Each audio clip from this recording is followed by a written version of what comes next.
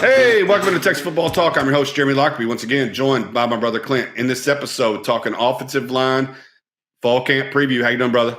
Yeah, pretty good. We just finished the defensive line. Now talking offensive line. Two teams, two position groups are going to go against each other here in fall practice really soon. Iron sharpens iron. You know what I'm saying? If your defensive line is giving your offensive line a hard time, which we think they're going to do, it's going to make them that much better, and hopefully get to a point where your defensive line is the hardest group that they're going to see, each and every week in practice. That's better than what they're going against each week against the teams that they're playing. So really, really excited. Obviously got a new offensive coordinator, offensive line coach in Kyle Flood. Came from with Steve Sarkisian from Alabama, but they were also together in Atlanta. I think it's one of the first guys when Sark decided he wanted to take the job, he knew he needed to bring Kyle Flood with him. So really excited about Kyle Flood. Obviously, his unit last year at Alabama won the Joe Moore Award for Outstanding Offensive Line Unit. Those guys were maulers, man. And they're big guys. And we'll kind of get into, weights of offensive linemen and how they correlate with top 25 teams. Your thoughts, man, on Kyle Flood? No, absolutely. I think Kyle Flood came to Alabama at the same time Steve Sarkisian did. Again, he's a former head football coach at Rutgers University, so he has head coaching experience. I think he is the assistant head coach on this current coaching staff. I know he's the offensive coordinator, labeled the offensive coordinator, even though Steve Sarkisian is probably going to be the play caller. Like you talked about, Joe Moore award-winning offensive line coach going to the toughest and most physical offensive line in the country. So he's just coming off winning that award last year with Alabama. So I think, and we've had an opportunity to watch his coaching film and really like his coaching philosophy and how simplistic he makes the offensive line play and how it works. Again, we're going to have to get those bodies like Alabama got to be able to produce the kind of lines that the more award-winning lines that he's able to produce. So, but no, excited about having him on campus, excited about having him as the offensive coordinator and offensive line coach for University of Texas. Yeah. So you're talking about big guys, man, maulers, size. And I can tell you, we went back in the spring, and this is something we did talk about in the spring, really spring preview for the offensive line moving into the spring, but it doesn't change. It doesn't change. And if you go back and you look and there's you're hearing some really good things about Topi Amadi, and we'll get into that. Currently 6'6", 358-pound guy, that's been around for a long time, and Jeremy will get into that once we get into to more in-depth player talk. But if you go back and look at how the weight of offensive lines, because again, trenches is what wins football games, man. Both on the offensive and defensive side of the ball. If you go in and look at it, you're talking about Ohio State 6'4", 312 pounds. Alabama 6'5", 326 pounds. Oklahoma 6'5", 331 pounds. And then LSU, 6'6", 331 pounds. That is the kind of line he is trying to build with the current guys he currently has, but moving forward. So when you're looking at recruiting numbers, and we're looking at recruiting numbers and what he's trying to get, the previous staff would go with guys that were kind of more athletic, that might have played tight ends, had the length, but you had to come in and put weight on them. I think This staff, when they're coming out of recruiting, is looking at someone that's already got that size, and then really you're just teaching them the technical skills, like we talked. Jeremy was talking about a while ago that we've had an opportunity to watch, film from a couple of Kyle Flood's, him talking to some coaching clinics, but really, really excited. So we'll kind of see where we go with that. But as far as the line play and how weight correlates, what are your thoughts on that, Jeremy? Exactly like you said. Previous administration wanted to bring guys, and I think it all comes back to the strength and conditioning program. They felt like if I get a guy that's 270, 280 pounds, I can, through our strength and conditioning program, get them up to 310. Whereas I feel like if you're going to get up to that 325 to 335, they're bringing guys in at 315, 320. And then this strength and conditioning program looks more on muscle building, endurance, hip work, and then strength work. I think they already want a guy that's already molded at that weight, and then work with them that way versus having to put the weight on and then continue to work with the strength and that kind of piece. But they want guys that are stronger, longer arms, like you said, heavier in the hips, pushing that 330 pounds, 6'6", and I think you said 330. Because you think about Alex Leatherwood, number 70 for Alabama. I watched him give I've been spending a lot of time watching SEC Network. Watch him give the championship trophy to Nick Saban on stage, and he is huge. And you go back and watch the Kyle Flood coaching film, and he talks about big guys getting hands on, and it's just easier to get in their way when you got a 330-pound package versus a 295-pound package. But just keep that in mind as we go through and talk about each one of these returning guys for the University of Texas and who's playing in 2021. Yeah, and again, when the coaching staff came in, they talked about, we don't care about what's happened in the past. We're trying to find what's the best guy to play each and every play for the University of Texas moving forward. And again, it comes down to that meritocracy. Who's going to show up in spring ball? Who showed up in spring ball? Who went and worked on the things they needed to in summer ball? And then who's going to bring it in the fall camp? I think that's important. So again, there's going to be a lot of flexibility. There may be some fluidness with what we're looking at as far as projected starters versus what may be starting at the beginning of the year. That's not necessarily a bad thing. Now, obviously, if injuries play a part in that becomes more of an issue. But hey, if someone's been starting for multiple years and this coaching staff comes in and says, "Hey, unfortunately, I get it. You've been starting for multiple years, but hey, we see somebody else that may be able to come in and play better each and every Saturday," then that's what we're kind of dealing with. But we haven't had that in a while, and I think it's really a breath of fresh air moving into fall camp that you're going to have these position battles.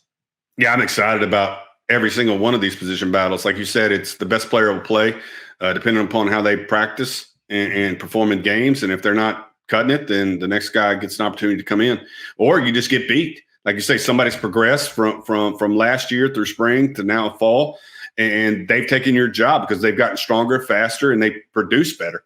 So yeah, just excited about watching this group and seeing who those front five are. And like you said, if you got experience in your core group of 8 or 9 guys that you can then bring on that have experience, and then that only makes your line that much better.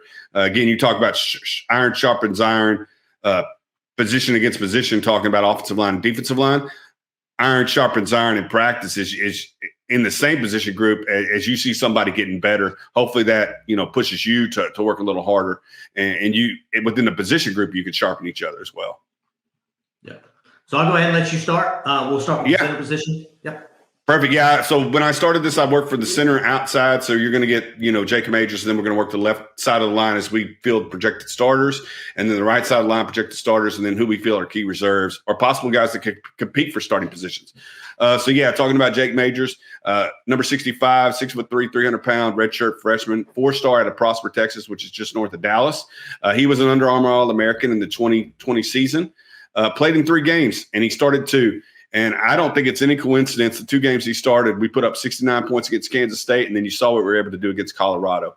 So him moving into the center position after Kerstetter got hurt, I think, again, you're losing a guy who's a 4-year starter in Derek Kerstetter, but I don't think he was natural position with center. When you saw Jake Majors come in, he picked up where Kerstetter left off. And like I said, that Kansas State offensive performance and the Colorado offensive performance, I don't think I really believe we're indicative of how they worked it inside out, and Jake Majors was a key piece of that. Helped Bijan Robinson set the school single game yards per carry record against Kansas State at 19.1. So again, he came in and produced right away. Very excited to see what Jake Majors gives as he starts his redshirt freshman years. Again, this is guys going to have who had a couple starts as a true freshman, and now we're going to see how he progresses going into his sophomore year. Yeah. Obviously, we were kind of high on Jake Majors, and then all of a sudden, Derek Kerstetter takes that injury, and they kind of move some key parts around. But don't want to go too far back into the past. Kind of want to look into the future when we're talking about these guys. But he's definitely someone I think could have started probably day 1. There had a lot more experience coming into his year 2, but it's nice that he did get some experience before the end of that year to carry over into this year as well. But really, really excited about Jake Majors. I can tell you he's going to be that pivotal guy that keeps this line together. He's going to be the one that's out there making the calls for Kyle Flood on the field, for protections and all these other things. Jake Majors is where it starts at on this offensive line. Moving on to Junior Angelau, number 75. You've been around the Texas program long enough. You know that Junior Angelau has been a multi-year starter. 4-star out of Salt Lake City, Utah, participated in the 2018 U.S. Army All-American Bowl. Transitioned to left guard after spending 2019 season at right guard. And we'll kind of see where he goes as far as the transition goes, because there may be some pendulum swinging on the offensive line when it comes to the guards, because I think Denzel Okafor, Junior Angulau are kind of interchangeable, but I think what you've seen is Junior Angulau played at left guard. It's probably going to be moving back to right guard this year, because I think what Kyle Flood's looking for is maulers on that left side of that line. And we'll talk about it as we talk about some of these other guys. But, got the experience, but I think he's got some guys behind him that may push him for starting time, which, like Jeremy said before, it's not just, defensive line and offensive line is what's, creating that competition, but really those guys behind him is what's creating that competition as well. So I think there may be some guys that may give Junior Angulau a run for their money, leave it in the fall, and we'll see how it kind of works itself as we get closer to that September 4th Louisiana game. Yeah, a ton of experience with Junior Angulau. Again, if he's one of those guys that happens to fall to that second group, again, you got a guy that's started for 2 years already at the University of Texas, and he already has that height you were talking about, that 6'6" frame, coming in about 315 pounds. So we'll see if he puts on any weight or if he hangs around that 315-pound mark. The next guy I'm going to talk about is currently at that height weight that Kyle Flood really looks at. 6'6", 327-pound Christian Jones. Started all 10 games last year as a sophomore. He seems to be Kyle Flood's favorite lineman thus far. When Kyle Flood does interviews, he always brags about Christian Jones and how he's really progressing under his tutelage through the spring. Started at right tackle in the first 8 games of the season, and then when Kerstetter got hurt, he was shifted over to the left side. Or as Cosme left, Christian Jones moved to that left side. But again, a guy who's already fitting that frame, that mold that Kyle Flood wants on this football team, experienced, and a guy I project will be that left tackle this season and probably be your most productive lineman as I see it. Yeah. Technical skills, Kyle Flood, when you're looking at coaching clinics that Kyle Flood's put together, Christian Jones is his guy. Again, the way he talks about Christian Jones, that he feels like he can develop Christian Jones. And I kind of want to just push this real quick. He's a 3-star lineman coming out of Cypress, Texas. We talk about recruiting numbers all the time. We talk about stars all the time. But this is where Jeremy, I know when me and Jeremy talk, and we talk talk a lot on the phone or before these shows, and some of the stuff is unproduced and things we talk about. And it comes down to, yes, recruiting matters because it's the lifeblood of your program. But how are you developing the players that are currently on the roster to make your team that much better? This is a guy that I think you can see him being developed by Kyle Flood, and almost at some particular point, again, as he's having an opportunity to rise in the projections when it comes to the draft. That's where I can see Christian Jones right now. Really, really excited about that left tackle position, because if Kyle Flood's excited about that left tackle position, Clint and Jeremy are excited about that left tackle position.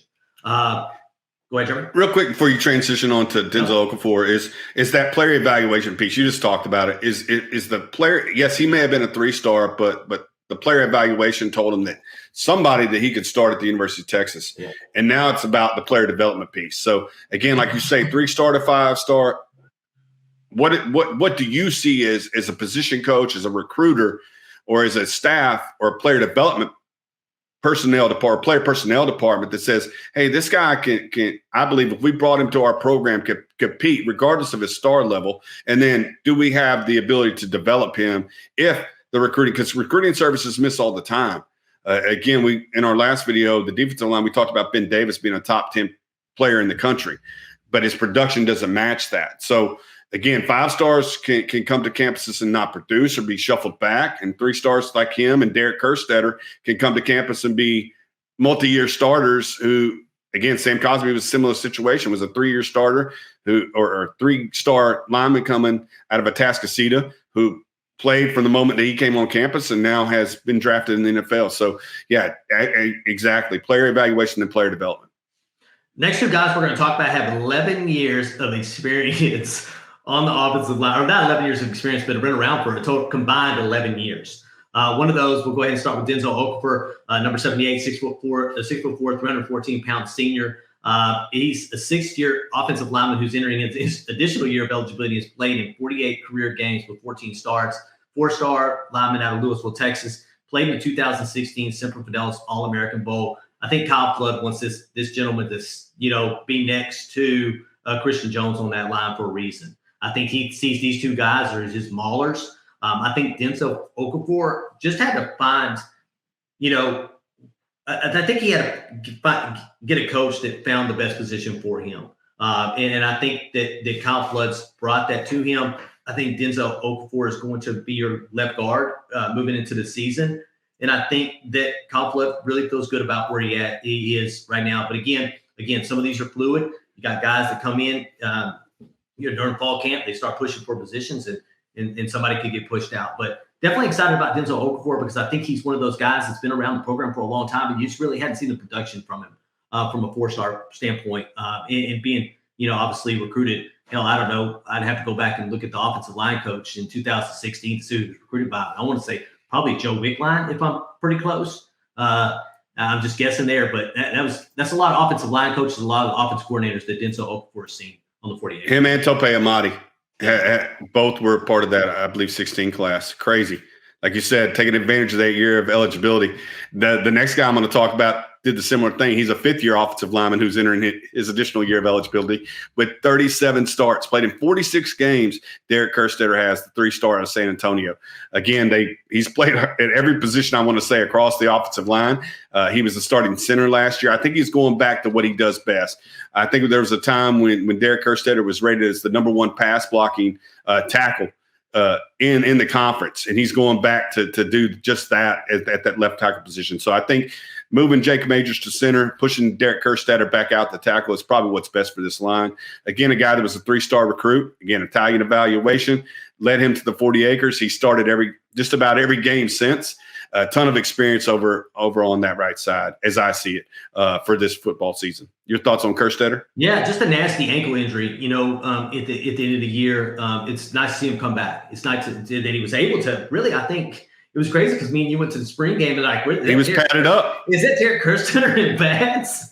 To me, he is that guy. He is that angry guy, man. When you see him, when you see somebody like that, like padded up, nasty, angry, I don't know how much playing time he got at that particular, during the spring game, but for him to put the pads on, be ready to go the way he was, that's Derek Kerstetter. I think if you're looking at an individual that's on this current line right now as it sits, I think Derek Kerstetter to me is probably one of the guys that's irreplaceable from a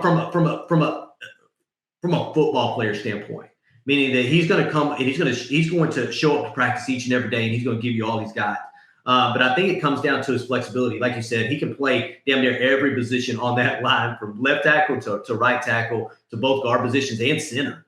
So the flexibility allows you to do a lot of things with Derek Kerstetter, especially when you're looking at having 8 or 9 guys. I think we go back to look at having 8 or 9 guys that you can play on the offensive line or have prepared to play on the offensive line at the beginning of each season. So I think flexibility is what Derek Kerstetter brings. And a guy like Derek Kerstetter allows you to put your best 5 on the field, because the next guy you're probably going to talk about is Andre Carrick. And in my mind, Christian Jones and Derek Kerstetter, Christian Jones being, like we said, Kyle Flood's favorite lineman thus far, and then Kerstetter's production over 4 years. Like, where's Andre and Andre Carrick and how he played against Kansas and Colorado? Where does he fit? But if you could somehow, if you slide Kerstetter to guard and bring Carrick onto the field, then is that your best 5? Again, there's a lot of players that could play in this 2 deep, and it's going to be really interesting to see fall camp and how it all shakes out. With, like I said, Kerstetter and Jones being your current, tackles, but a guy like Andre Carrick, who played really, really well against Kansas State, Colorado, where does he fit? Where does he fit? Keandre Coburn says he's the nastiest player on the offensive line. Dirty. I think he called him dirty. And then had to walk that back a little bit, kind of clean it up a little bit until tell what he meant, man. But that's what Keandre Coburn thinks about Andre Carrick. Number 69, 6'4", 296-pound, redshirt freshman, 4-star, out of South Lake, Texas. Participated in that 2020 Under Armour All-American game, played in 3 games, like Jeremy said, started 1 for, versus Colorado, part of an offensive line that Texas, that helped Texas set school records for points, 55, total offense, 638 yards per play, 9.4 in a bowl game versus Colorado. He's nasty, man. And like you said, it's good. It's a good position right now. And I think sometimes, because we follow recruiting so much, right? And we do a lot of recruiting shows. And sometimes we find ourselves in a situation where we feel where we're having to almost defend what we currently have on the roster versus what we're recruiting. And I think it comes back to that development piece. You have to develop what you currently have on the roster. You can't worry about the guy that's in the 21 class that's not going to really show up until next year. You can't worry about the guy that's in the 22 class that's not going to show up for 2 years, and so on and so forth. I think you have really to worry about developing the guys you currently have on the roster. And it's nice to find yourself in a situation where you have Andre Carter and a couple other guys we're about to talk about that could potentially start, but are going to have to wait their turn just because of the experience and the caliber of guys you currently have on the roster. I'm going to tell you, again, Phil Steele, I kind of always go back to Phil Steele. And Phil Steele currently has this Texas line ranked as the 19th best unit in the country. And I think that has a lot to do with Kyle Flood and the experience he's bringing from the NFL in college football. But that's what he thinks about our offensive line. I think sometimes everybody kind of looks at our offensive line as a piecemeal position where they don't really feel comfortable about. And that's what we talked about is you once you pick those 5, you want them to be as healthy as they possibly can, because offensive line is one of those things you need continuity. You want to work next to the same guy, snap to snap to snap. Not to say, and Clint talked about recruiting, but not to say that we don't want to stack great players on top of great players. But I think we've already said that we believe that the best player on this out of these starting 5 currently, as Kyle Flood sees it, is a 3-star. So again, none of these guys that we're talking about are 5-star offensive linemen. The highest rated guy was high 4-star Tyler Johnson, consensus, 247 composite, which takes the ranks of ESPN rivals and 247 and puts them all together. He was a 4-star out of Conroe. He's the highest rated guy you have in your group. So none of these guys are 5-stars, but not to say that we don't want those guys, but I think it comes down to player evaluation and player development.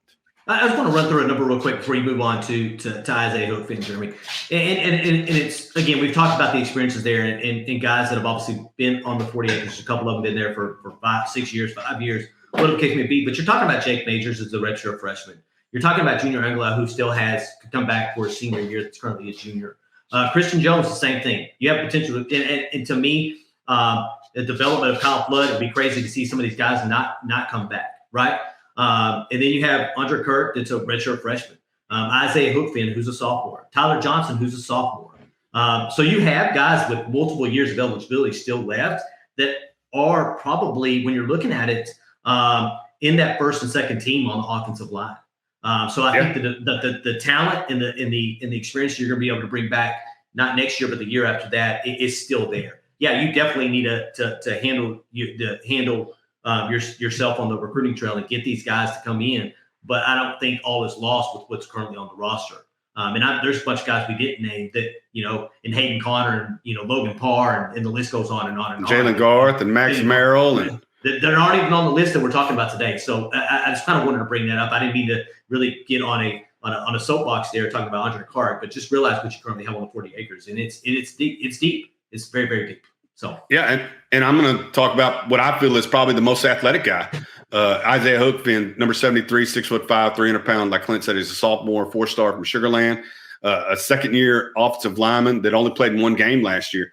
But we saw fall film from last year and how he was able to take plays against Tavondre Sweat and do really, really well. Keandre Coburn and do really, really well. And then where is his position? He's a guy I think that could definitely give you position flexibility as well. I think he could be a guard tackle combo. So Isaiah Hookfan is, again, like you say, a guy who's great in depth, a guy who I feel is probably one of your most athletic guys as far as strength speed combo. But where does he fit in this 2 deep? Is he a guard guy, or is he a guard? Is he a tackle? But I think he definitely this year is going to provide solid backup for one of the guys. We currently have him backing up Denzel Okafor as a right guard. As we see it in our 2 deep. Your thoughts on Isaiah? Yeah, so when you're looking at Isaiah Hookfan, again, I think it comes down to position flexibility and what you're able to do with the gentleman that's 6'5", 300 pounds.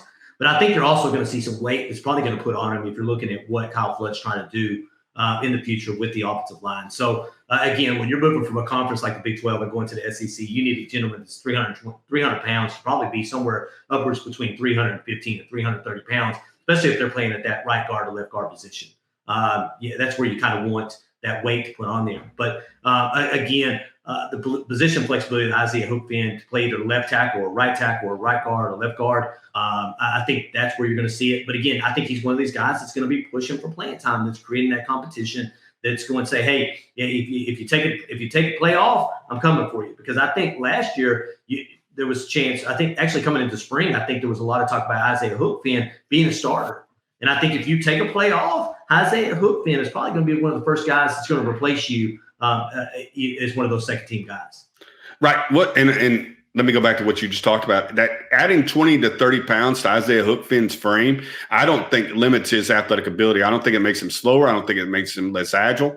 I think he's a guy that could put on a good 20 to 30 pounds and it not affect his ability to get to that second, third level because of his athletic ability. And that would definitely allow him to have more versatility to move out to that tackle. Because generally you see 6'5", 320 pounds is a good guard, but 6'5", 330 pounds can also play as a tackle as well. So yeah, I definitely see a guy like him adding that 20 to 30 pounds, and probably the next guy's the same way. He's 6'6", 300. Tyler Johnson. You want to talk a little bit about Tyler Johnson? Yeah, Tyler Johnson, 6'6", 300 pounds, sophomore. I think the highest ranked offensive lineman that we currently have on the roster, if you're looking at numbers. He was ranked number 16 nationally, number 3 in Texas, number 6 at offensive tackle according to ESPN. Made his collegiate debut and started right guard in Valero Alamo Bowl versus Colorado. And you've seen the Tyler Johnson that you wanted to see in that Colorado. If you want to go back and watch Tyler Johnson work, go back and watch that Colorado game. I think what Tyler Johnson needs to find is consistency, but at the same time, he needs to find that nasty streak that offensive linemen have. Be a mauler. And I think we'll kind of see. I think he had some off the field issues, or I think he had some lingering issues, or he was dealing with some kind of illness last year. That's kept him out of practice quite a bit. But I think moving forward, Tyler Johnson, if you're looking at the recruiting services and how they ranked him, should be the highest projected guy moving forward. So we'll see what Kyle Flood's able to do with Tyler Johnson moving forward. But again, if you want to go see what he could do at this level, go back and look at that Colorado game and look at what he did to that defensive line in that Colorado game. Yeah, and I think it was one of those things where you got to go back and watch the first drive of that Colorado game. Consistency, right? So that first drive, he dominates. Like, he pushes his guy off the line of scrimmage consistently and opens up big holes for Bijan. They go down, they score on that first possession of the football game, and he stands out. But as that game progressed, he fell off a little bit. So probably because of that illness you're talking about, the endurance probably wasn't there where it needed to be. But yeah, if he can take that first drive from Colorado and make that consistent, his performance, yeah, there's no limit to what Tyler Johnson can do on the campus. Because again, he is the highest rated offensive lineman in that offensive lineman room. We just got to get that potential out of him. Similar to how we talked about, Ben Davis on the defensive line / linebacker podcast is, hey, he's a number 16 national guy. Let's get that number 16 national ranking out of him and see that to fruition when he gets to 40 acres. Yeah, kind of going from a really, really high ranked guy to an individual like Tope Amati that's been around for 5 years on the 40 acres, 3-star out of Arlington, Texas. If you want to see what the offensive line going to look like at the University of Texas, go look at Tope Amati. He probably what, somewhere between 8 to 10% body fat. Crazy. That weighs 358 pounds. To me, he reminds me of the guard that Alabama had last year. Just it's hard to put into words when you see guys that look the way that Tope Amati looks like when you're watching some little short clip of a Texas Longhorn weight session or a agility session, whatever they're doing. It is crazy. So if you want to see what Kyle Flood is trying to bring to the 40 acres or what he's trying to put on his offensive line, Tope Amati. So it would not surprise me. I'm going to tell you now, it would not surprise me if you didn't see Tope Amati push for a starting position in this 2021 season. Really, really excited about him. Really excited about Tope Amati. Again, yeah, he's part of that 17 class with Denzel Okafor. He's been on campus for a long, long time. He's working on his second master's degree. Go Tope. Education is very important to him. He's been around for a long, long time. Like we said, Joe Wickline brought him in, and like Clint said, 6'6", 358 pounds, and he probably is wearing a 6-pack. It's crazy how good he looks for 6'6", 358. Kind of reminds me of an NFL body. I'm a Dallas Cowboy fan, and I had an opportunity to watch Tyron Smith and Lyle Collins shirtless this week in camp. And those guys at their weight carrying like little to no fat. And Tope's that guy. He's definitely a hard worker in the weight room. The guy that's getting off the bus that you take a second look at, he's probably the first guy getting off the bus. For me, him along with probably Snacks and Tavondre Sweat. When we offload to a visiting stadium, Tope is one of those guys I won't get off the bus first and everybody looking at with his backpack. You're looking up something. No, I was looking up. I was going to try to go to Alabama's roster turnover, kind of see where we were at as far as I was kind of looking at their offensive linemen, but we'll kind of move past that. But we're about 7 days when we produce this. We're about 5-6 days from fall practice.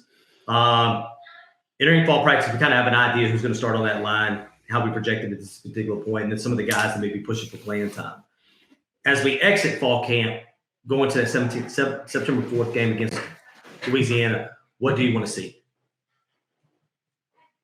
Again, 8-9 deep. I want to feel comfortable with the starters that I have are the best 5, which I know they'll be coming out of fall, and then that I have the ability to, if one of them is to go down, I don't have to reshuffle the whole line. That I have a guy that I can plug and play, because again, continuity and taking snaps to the guy next to you and working to that second level is a 2-man game most times, from guard to center on out, and then guard to tackle on out, and then tackle to tight end. And so continuity and playing next to the guy next to you consistently is important. So I'd like to have guys that could come in from that second team that could just plug and play. They don't have to move Kerstetter from tackle back to center, that I don't have to move guys that play guard to tackle and change up those combinations. That's what I'll be looking for. Do we have that 9 to 10 guys that if like you said, if a guy like Junior Angelau, comes out of the game and he's a starter, can I plug in Tope Amadi and not be a big drop off, and I don't have to move linemen all across the front line to change that continuity? That's what I'm looking for. Yeah, this may sound crazy, but I want to see that I want to see that guys are replaceable. Makes sense? Did you have enough? The guys are replaceable, meaning that if you haven't developed the way we want you to develop from spring to fall camp, then you're easily replaceable with somebody else that just as good as you. You know what I'm saying? To me, that's what creates that competition. Moving into the season, we know that we got a damn good run blocking group. You know what I'm saying? And I think that's what they're going to be called to do. Throughout the season, let number 5 get the ball and try to run the ball as much as you can. But I think stunts and pass blocking is something that we need to see definitely be developed with this offensive lineman moving forward. Is there something in season that you want to see from this offensive line group? Yeah, like you said, they're the number 19 ranked offensive line in the country according to Phil Steele, and a lot of that's probably based upon their run blocking game. If they are able to pass protect the way we think they're going to be able to pass protect under Kyle Flood, they could definitely find themselves in the top 10 as far as position groups in the country, in my mind. Yeah, I'm definitely excited about this offensive line group. Hell, if you hadn't had an opportunity, I think we enjoy, because we've done defensive line, we've done offensive line. We'll kind of see which one gets pushed out first. But I can tell you, if there's 2 groups of people, 2 groups, position groups we're really, really excited about. It's both the offensive, defensive line. Defensive line, not so much from a coaching aspect, because you have the depth and you have the experience, and I think you have almost probably a 3 that you can go with, a first team, a second team, and down there almost a third team with that group, with the transfers you brought in. To me, this group is more because of coaching.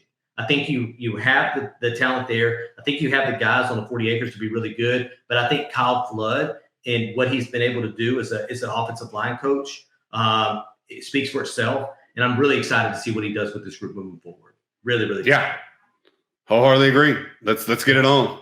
Yeah, absolutely. So, hey, hope you like this YouTube video. If you did, please hit that like button. If you're not a subscriber and you want to subscribe to our channel, hopefully you would. Please hit that subscribe button. If you're interested in other content we put out, please hit that notification bell. You can find us on Twitter at Texas Football Talk, on Facebook at Texas Football Talk, and on Instagram at Texas Football Talk. Have a wonderful day and hook 'em. Hook 'em.